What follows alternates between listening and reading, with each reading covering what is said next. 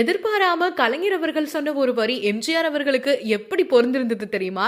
1970ல எம்ஜிஆர் மற்றும் ஜெயலலிதா அவர்களுடைய நடிப்புல வெளிவந்த படம் தான் எங்கள் தங்கம்.